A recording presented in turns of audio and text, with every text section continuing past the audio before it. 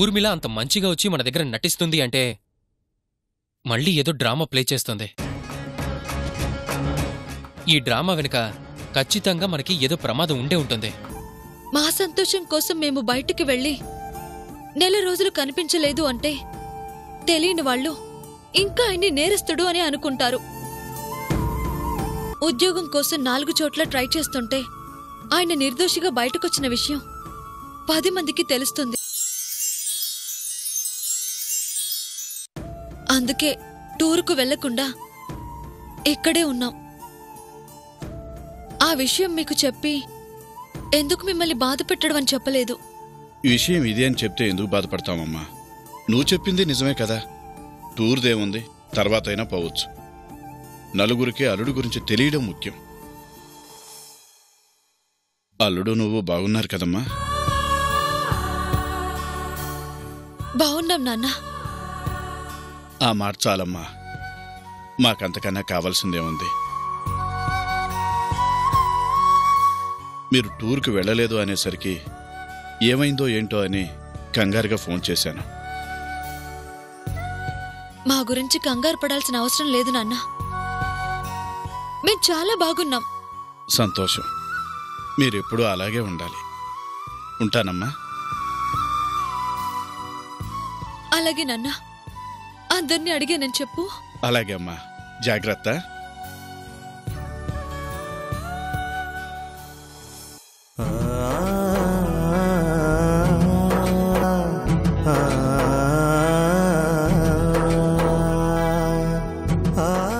మీకు అబద్ధం చెప్పడం కాదు నాన్న,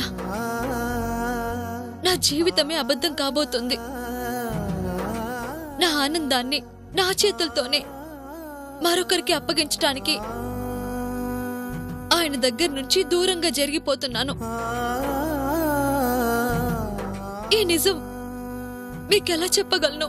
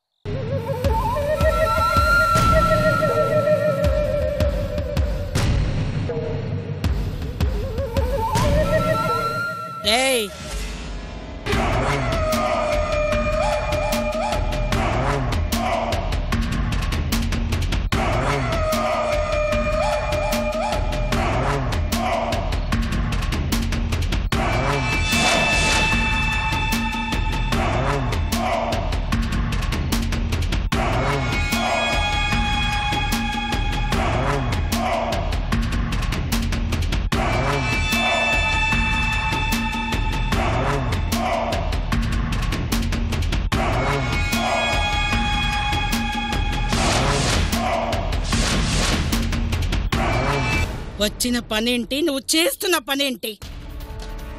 మెళ్ళో తాళి పడేసరికి పగనంతా పక్కన పెట్టేశావా?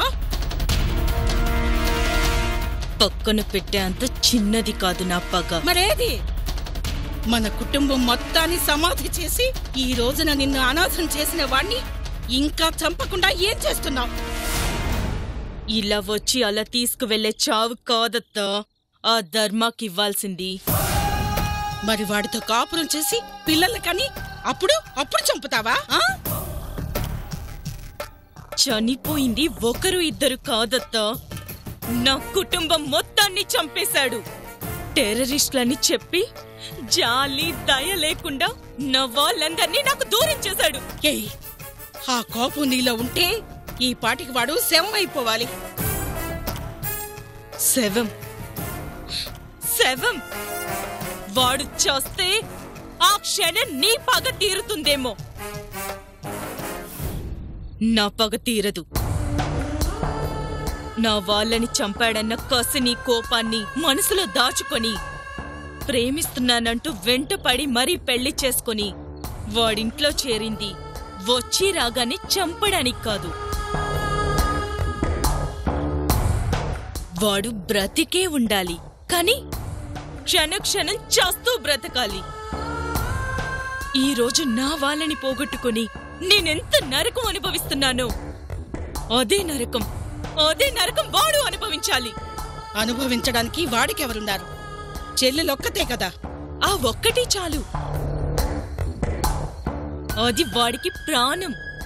ఆ ప్రాణాన్ని విలవిల్లాడిస్తే చాలుగా. దానికో సంబంధం చూసి పెళ్లి చేసి పెళ్ళైన 3వ రోజుకే దాని మొగుణ్ణి చంపితే అప్పుడు కదా వాడికి నరకం మొదలయ్యేది. ఆ చెల్లెలు ఏమడిగినా తెస్తాడంట. చూద్దాం తెగిన తాలిని పోయిన మొగుణ్ణి ఎలా తీసుకొస్తాడో. ఏంటి వాడు తెచ్చేది? తేలేడు. అలాగే కళ్ళ ముందు చెల్లెలు పెళ్ళై 3 నెలల ముచ్చటై వెదవగా మారి ఎదురుగా తిరుగుతుంటే ఏం చేయలేక ఎవరికి చెప్పుకోలేక చస్తూ బతుకుతూ కుంగిపోతాడు. ఆ రోజు వాడు కట్టిని తాళి తెంచి ఈ బొట్టు గాజులు అన్ని తీసేస్తాను. పగ మర్చిపోయావేమోనని భయపడ్డాను. సభాష్! పగ తీర్చుకోవడానికి పక్కగా ప్లాన్ చేశావన్నమాట. ఈ పగ నా వాళ్ళ చావు నుంచి పుట్టింది. అది మర్చిపోవడం అంటే వాళ్ళని మర్చిపోవడమే. చూడు, ఒంటరిగా నీకక్కడేమీ ఇబ్బంది లేదు కదా? ఏమీ లేదు. ఏదైనా ఉంటే చెప్పు, తోడుగా నేనొస్తా. అనాథనని చెప్పాక ఎలా వస్తావ్? నీ మనిషిగా రాలేను, కానీ పని మనిషిగా రావచ్చు కదా. నా అవసరం ఉంది అన్నప్పుడు ఒక్క మాట చెప్పు, పని మనిషిగా వచ్చి వాళ్ళ పని పడతాను. అలాగే. కళ్ళు మూసుకుంటే మన వాళ్ళ శవాల గుట్టే కనిపిస్తుంది. గుండె మండిపోతుంది. ఆ మంట చల్లారేది వాడి చావుతోనే. వాడి మీద పగ తీర్చుకోవడానికే నా ఆడతనాన్ని ఆయుధంగా చేసుకున్నాను. పక్క మీద శవంలా వాడితో బతుకుతున్నాను. ఇదంతా వాడి చావు కోసమే అత్తా. చంపుతా. కొద్దిగా చంపుతాను.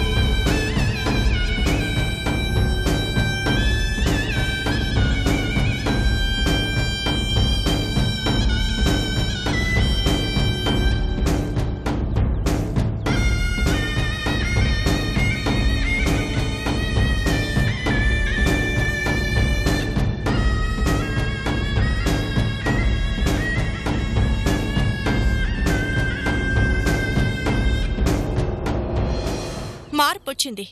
చాలా మార్పొచ్చింది. ఆ రోజు ఓడిపోయానంటూ నా ఇంటికొచ్చిన సావిత్రికి, గుడిలో సత్యని మర్చిపోతాను అన్న సావిత్రికి, సత్య బయటకొచ్చాక సావిత్రికి చాలా మార్పొచ్చింది. అదేం లేదు ఊర్మిళ.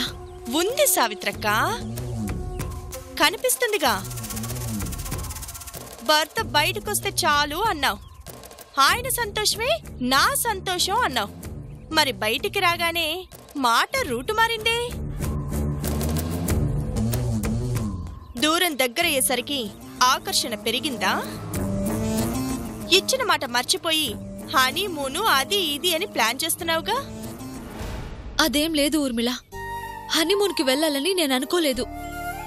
నేను ఆయన్ని నిన్ను ఒకటి చేయడానికి ప్రయత్నిస్తున్నాను. ప్రయత్నం నీ మాటల్లో తప్ప చేతల్లో కనిపించట్లేదు. అడిగిన వెంటనే ఇవ్వడానికి నా చేతుల్లో లేదు ఊర్మిళ. నీకిచ్చిన మాట కోసం నేనెంతగా ప్రయత్నిస్తున్నానో నీకు తెలీదు. ఇన్ని రోజుల దూరాన్ని దగ్గర చేయాలని ఆయన ప్రయత్నిస్తుంటే దూరంగా జరగడానికి నేనెంత నరకం అనుభవిస్తున్నానో నాకు తెలుసు. కొద్ది రోజులు ఓపిక పట్టు. ఇచ్చిన మాట ప్రకారం ఆయన్ని నీకు అప్పగిస్తాను. సత్య మనసు మార్చి నాకు దగ్గర చేయాలంటే అదంత సులభంగా జరిగే పని కాదని నాకు తెలుసు. అందుకే నా వంతు సహాయం నేను చేస్తున్నాను. నా ఆఫీస్లో జాబ్ ఆఫర్ చేసింది అందుకోసమే. ఇంటి దగ్గరే ఉంటే నిన్ను ప్రేమించడం తప్ప మరో పని ఉండదు. నా ఆఫీస్లో జాయిన్ అవ్వటానికి ఒప్పించావనుకో, కాస్త గ్యాప్ వస్తుంది. నీ దగ్గరున్నప్పుడు నువ్వు, నా దగ్గరున్నప్పుడు నేను ఎవరికి వాళ్ళం సత్యని నావాణ్ణి చేయటానికి ట్రై చెయ్యొచ్చు. నీ కంపెనీలో జాయిన్ కావడానికి ఆయన ఒప్పుకోవట్లేదుగా? ఒప్పుకోడు. నా విషయంలో ఏం చెయ్యాలి అన్నా ఒప్పుకోడు. నువ్వే ఒప్పించాలి. ప్రయత్నించు. నా మీద గెలవాలని ఒక్కసారి ట్రై చేసి ఆపేశావా? ప్రయత్నిస్తూనే ఉన్నావుగా, అలాగే ఇప్పుడు మళ్ళీ మళ్ళీ ట్రై చెయ్యి. మాట నిలబెట్టుకో సావిత్రి. సత్యం మొదటి అడుగు నా వైపు పడే వరకు నువ్విలా బాధపడుతూ ఉండాల్సిందే.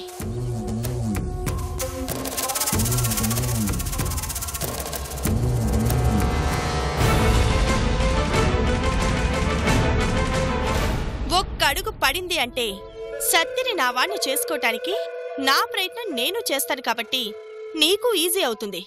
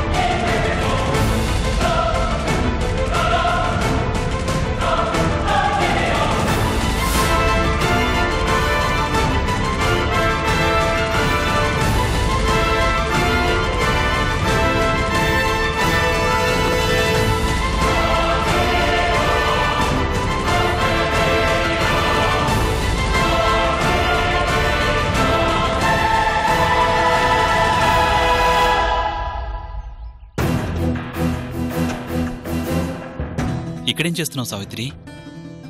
అంటే అది నేను చిన్న పనుండి ఇక్కడికొచ్చానండి. ఏం పని? అది సరే, బైక్ ఎక్కు.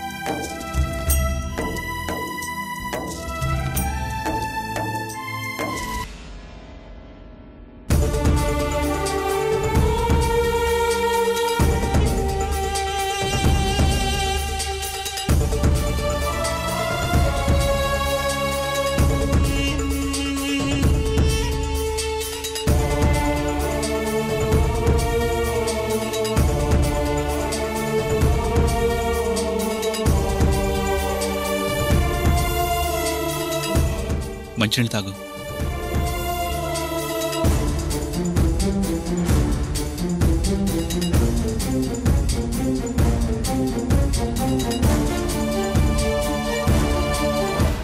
సావిత్రి, ఏంటి నీ ప్రాబ్లం?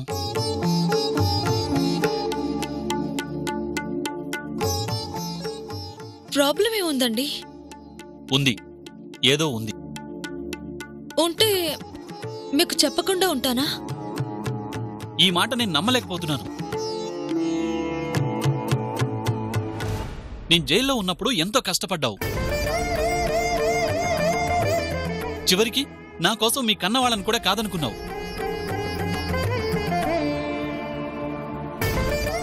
అన్ని కష్టాలు పడింది, అంతమందిని ఎదిరించింది నా కోసమే కదా. నేను బయటికొస్తే మనం సంతోషంగా ఉండాలనే కదా. ఇదిగో బయటికొచ్చాను. ఏదా సంతోషం, ఏదా అభిమానం? ఇన్ని రోజులు నువ్వు కలలు కన్న మనిషి వచ్చినట్టే లేదు. ఎవరో పరాయివాడు వచ్చినట్టు ప్రవర్తిస్తున్నావు.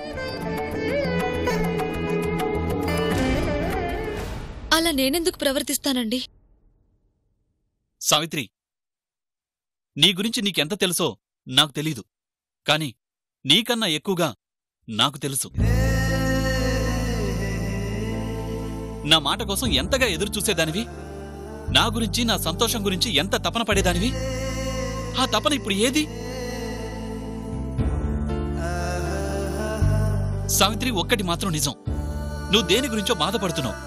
అది ఏదైనా పర్వాలేదు, ఎలాంటి సమస్య అయినా పర్వాలేదు, దాన్ని నేను తీరుస్తాను. మనసు విప్పి నా సమస్య ఇది అని చెప్పు సావిత్రి.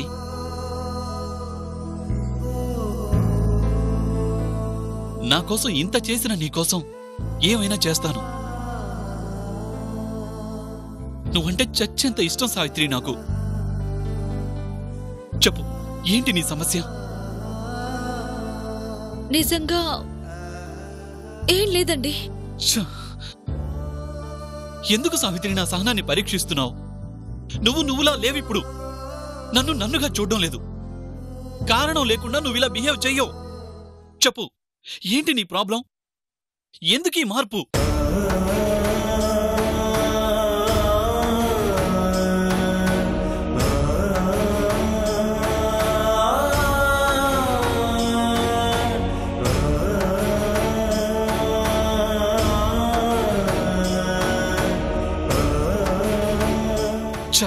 నాకు ఆ జైలుకి ఇంటికి ఏమీ తేడా కనబడడం లేదు. కనీసం అక్కడ మాట్లాడడానికి ఒక మనిషి ఉండేవాడు. కానీ ఇక్కడ ఇద్దరం ఉన్నాం, అయినా నేను ఒంటరిగా ఉన్నట్టే ఉంది. ఈ నరకం కన్నా నాకు ఆ జైలే హాయిగా ఉంది. బయటికి రాకుండా నేను ఆ జైల్లో ఉంటేనే బాగుండేదేమో.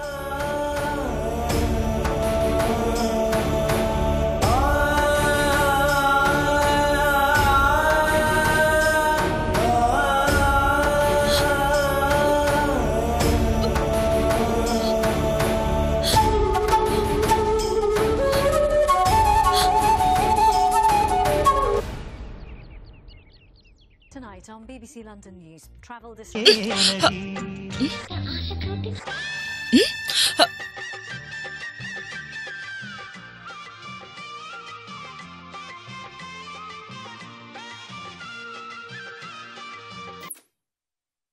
అన్నయ్య, నీతో ఒక విషయం చెప్పాలి. చెప్పమ్మా. సత్యకి తిరిగి మన కంపెనీలో ఉద్యోగం ఇచ్చి ఈసారి తనని ఎండింగ్ చేద్దామనుకుంటున్నాను.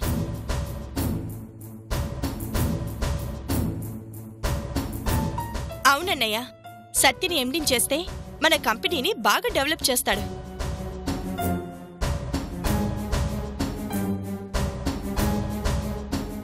ఇందులో నా స్వార్థం కూడా ఉందన్నయ్య. సత్య విషయంలో నేను చాలా తప్పు చేశాను. అప్పట్లో ఆవేశంతో నేను తీసుకున్న నిర్ణయాలు సత్యని, సావిత్రిని ఎంతో బాధపెట్టాయి. అందుకే వాళ్ళ విషయంలో చేసిన తప్పుని సరిదిద్దుకుంటాను. సత్యని ఎండింగ్ చేస్తే ఇక నుంచైనా వాళ్ళిద్దరూ సంతోషంగా ఉంటారు. ఏమన్నయ్యా, నా డెసిషన్ కరెక్టేగా? కరెక్టేనమ్మా. మన వల్ల నష్టపోయిన వాళ్ళకి మంచి చేయాలనుకోవడం చాలా మంచి నిర్ణయం. అలాగే చేయి. ఏంటో అన్నయ్య, అప్పట్లో అనిపించలేదు, కానీ ఇప్పుడు ఆలోచిస్తే ఎంత తప్పు చేశానా అనిపిస్తుంది. అందుకే ఈ నిర్ణయం తీసుకున్నాను. నీ నిర్ణయం బాగానే ఉందమ్మా, కానీ సత్య ఒప్పుకుంటాడంటావా? ఒప్పుకోడు, కానీ ఒప్పిస్తాను.